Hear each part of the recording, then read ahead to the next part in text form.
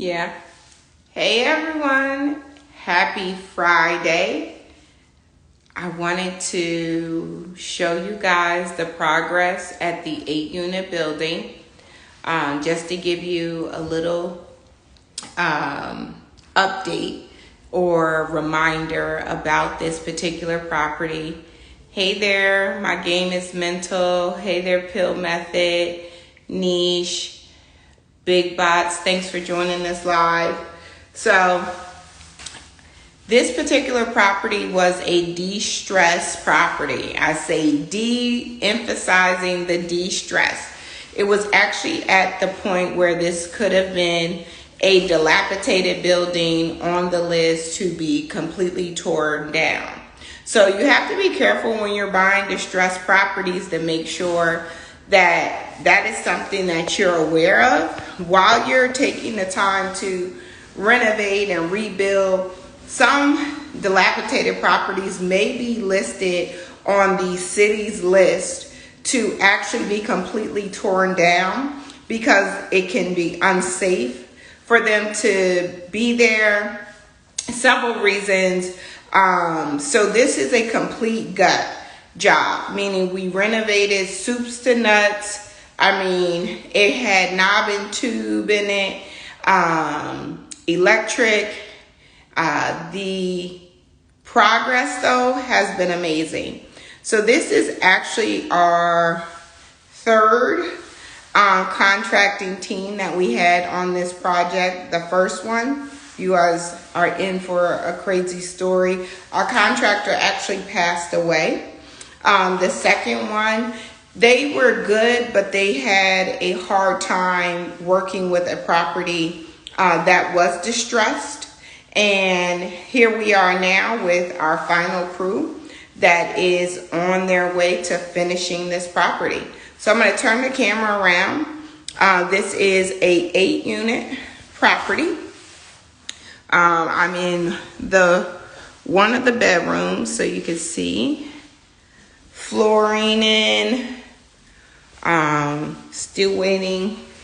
The electric is in place. The door hasn't been painted yet. So come through this. This will be so that was a bedroom. This a bedroom, potential bedroom. You see the water there.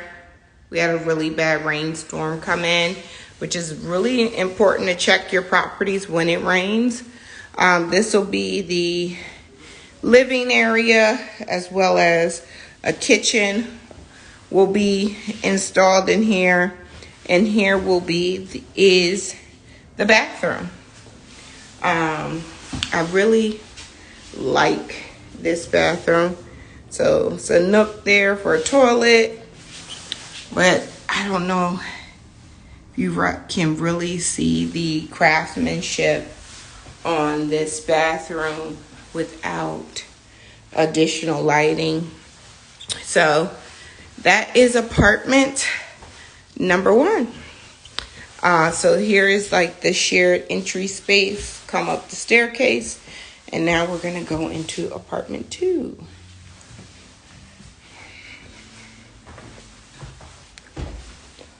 Bathroom here. Maybe it will see the bathroom a little bit better. This one's smaller.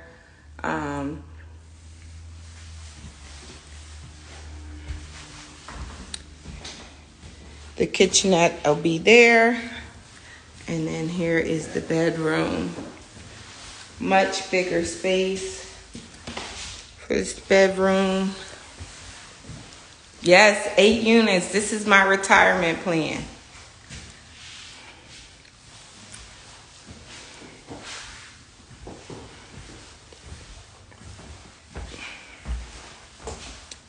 So you saw apartment 1, apartment 2, shared space, going down the staircase.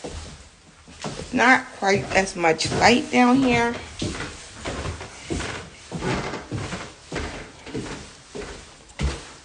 So another conjoining hallway. There'll be banisters, stairway to complete. And then they're still working on this floor. bathroom here.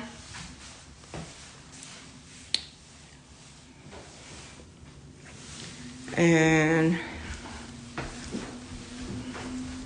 bedroom.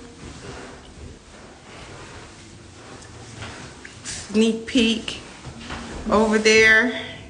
It's actually a Chinese food restaurant that we recently purchased. Changing the neighborhood one house at a time. Setting the comps. Yeah. Do you guys have any questions for me? When it comes to distressed properties, financing them, finding them. This here is another apartment. Hey, I do. I love the bathroom. The craftsmanship. Did water come in? Look at this. Water. So, as I mentioned, it rained really bad. And this is when you gotta, it's great to see it at this phase.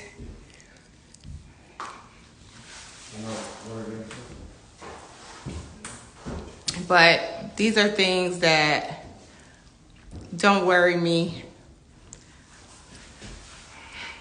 How did you purchase this property?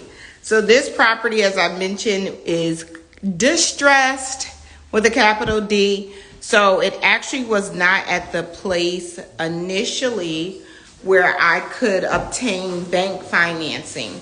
So I had to be very creative in purchasing this particular property. So initially I used a method called credit card stacking. I was able to take 0% interest business credit cards, liquidate them, and that's how I was initially able to buy the property and start the rehab.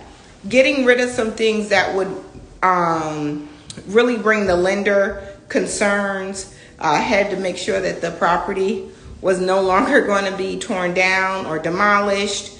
So those are things that I had to do before it was actually ready for short-term financing.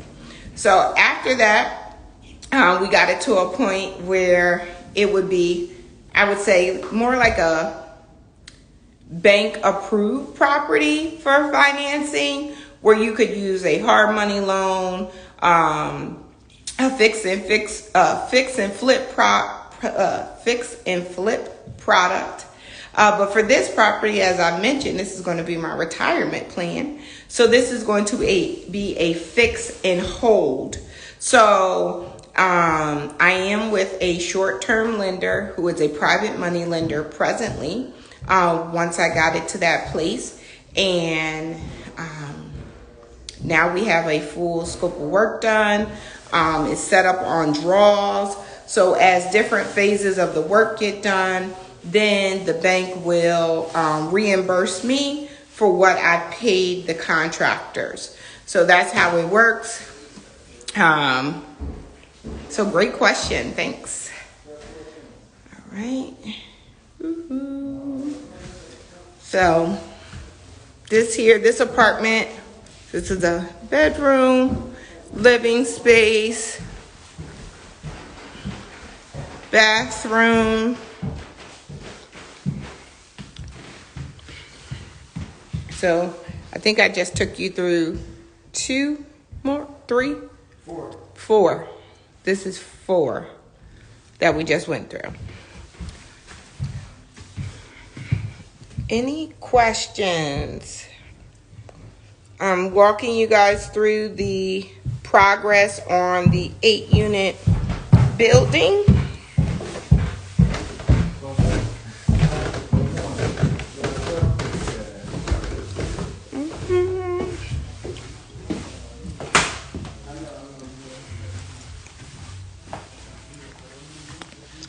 So here's another apartment. Still working, but they did get the bathrooms done. I'm really impressed by these bathrooms. How long would you say this project is expected to take? So this particular project, I thought it was going to probably take us about a year, full transparency. Many people may say, if I was only working on this project, it probably would take me about 6 months. But I'm working on other projects at the same time, and this is my retirement project. So I'm actually over improving this particular property because I need this one to last. This is going to be the one that, you know, every month I can't wait to see those direct deposits hit my account for 8 units, 1 property. Can y'all think about it? Do some math with me right now if you're up for it. Let's just say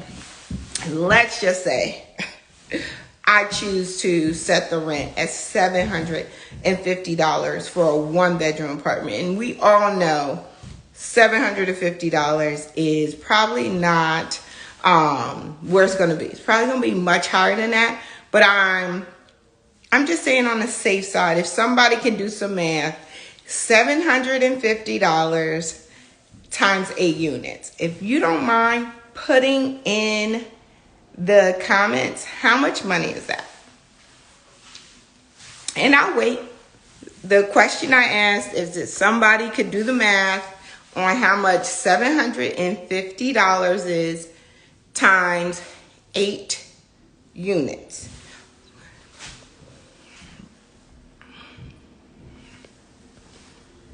So you see, you saw the first top floor looking good, still working on the second floor. There's a lot more to be done on the first floor. So thank you, Top Dog. $6K a month. So $6K a month. Can we now multiply $6K by 12? Tell me how much money per year this property has potential. And I'm going with $750 because I do have a loan on the property. And I've taken in consideration that other $300 per unit to cover my mortgage. So if I have anybody who's willing to put in the captions what $6,000 per month times 12 months will let you know how much this property will produce.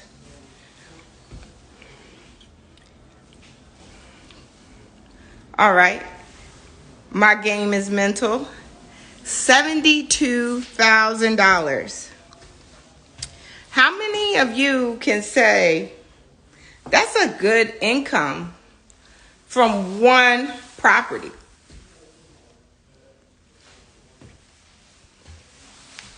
One property, $72,000? Who agrees? I can retire, right? I can retire. This property is my retirement plan. And this all is possible from good credit, great business credit, accessing capital, knowing how to access capital. But what's the mortgage like? Great question. My mortgage on this particular property is $2,100. And that includes my taxes and insurance.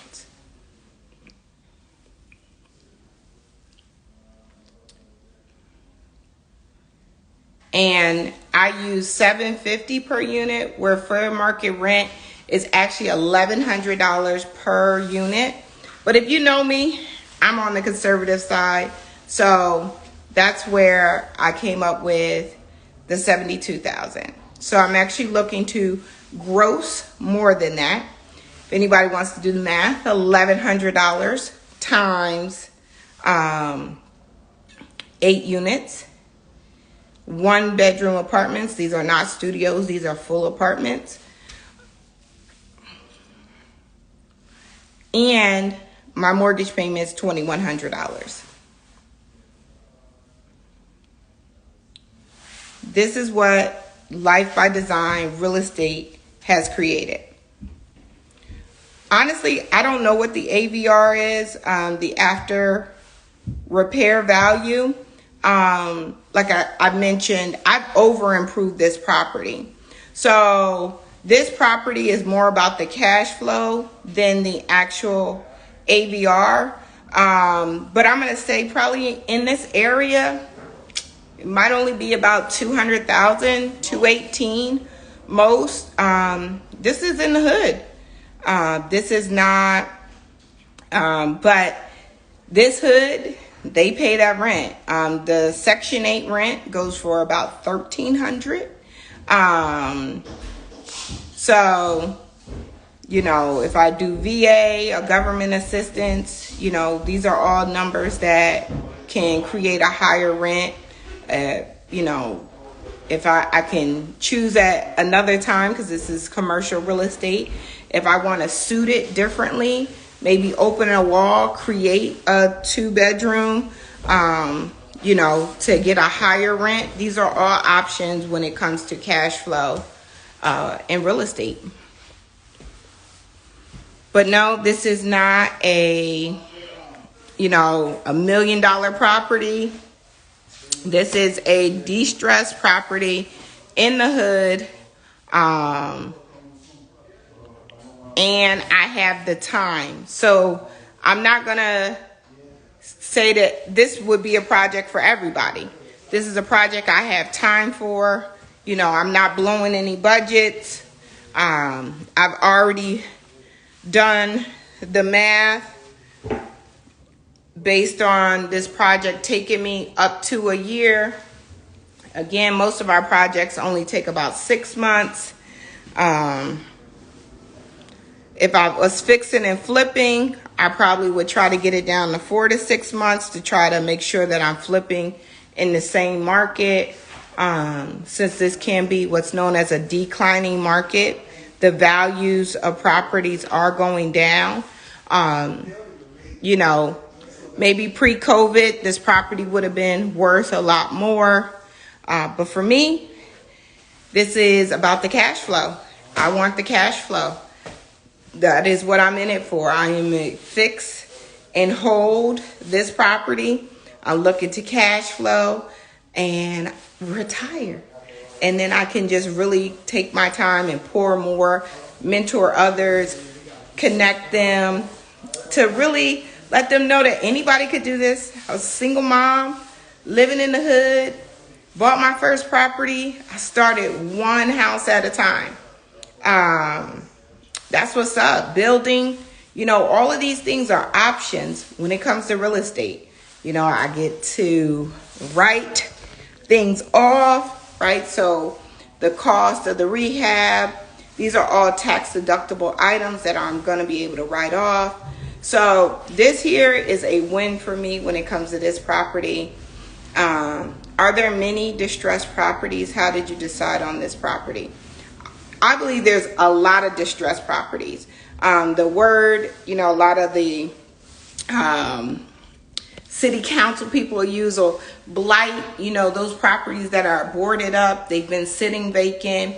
You might be missing the plumbing, the sewer to the street, you know, but I want to be very clear and transparent. Remember, this property was not one that I could take to the bank. It was not ready for a bank to say that, hey, we're willing to invest. They would say, no, that's too risky. That property needs to be demoed, rebuilt. And new construction can be an option as well. But for me, I knew that this one, what it would cost to build from the ground up, that's when that AVR comes in, you know, after repair value. To build a building like this from the ground up would probably cost me about $600,000, maybe even $700,000. We have a 7,500 unit building. I just got numbers on building, and just to put the steel beam across and frame it is $300,000. So knowing the numbers is so important. I knew that this one would be one that if we took our time, got it inspected at every phase, it would be worth it. And to bring in bank money eventually. So like I said, I used other people's money, credit card stacking, and then I went to the bank.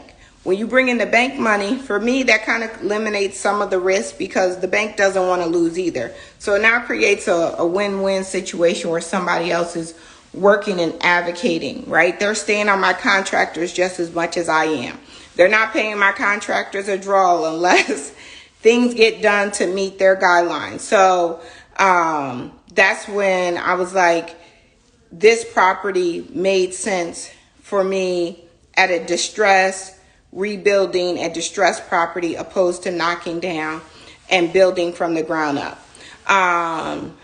So, you know, I do believe it's very important to do a lot of front end work, and that can cost money.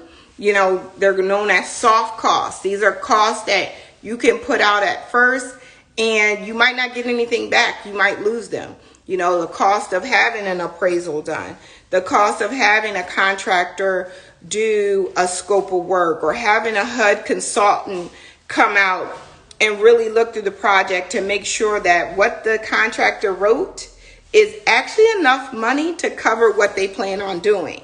So I don't have a degree in construction. I need to have professionals and have that warranty and assurance that I'm going to have a profitable product at the end. So your team is so important, but that's why I chose that this was a good property for me to buy distressed, not knock it down, and actually build, actually renovate it. But there are times that it may make sense for you to not renovate and actually do a new construction project. I don't have experience with new construction projects.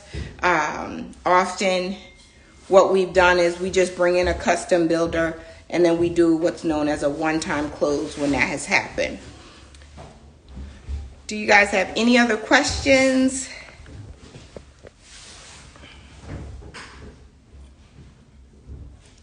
Well, I want to thank you for spending some time with me on this Friday. My name is Alicia Cooper Wells. I'm known as Miss Cooper Home Loans. I'm a wife, a mother, a serial entrepreneur, and I've been able to build a massive real estate portfolio, not as a real estate agent, but as a lender, knowing how the money works, how to fund my projects and get them done, understanding the process to be able to talk the bank's language so that I can make sure that I retire early. In this particular project I walked you guys through, which is a 8-unit building, where I believe this is going to be the one where I can just kind of like sit back and really focus more on my family, my faith, having fun. But if you want to learn more about funding, more about real estate, and if you actually want to take that leap and become the lender and stop always being the borrower, hit me up. I have a course, Biz Fund Academy. We've been able to create 24 6-figure earners and 3 7-figure earners in the last 18 months. So I believe that we have more to create, and we're doing that through real estate and becoming the lender, knowing how the money works. All right, hit me up, DM me. If this is your first time listening to me, put a 1 in the chat. If you heard me before, put a 2 in the chat. And if you're watching this on a replay, put a 3 in the chat. All right, have a great day.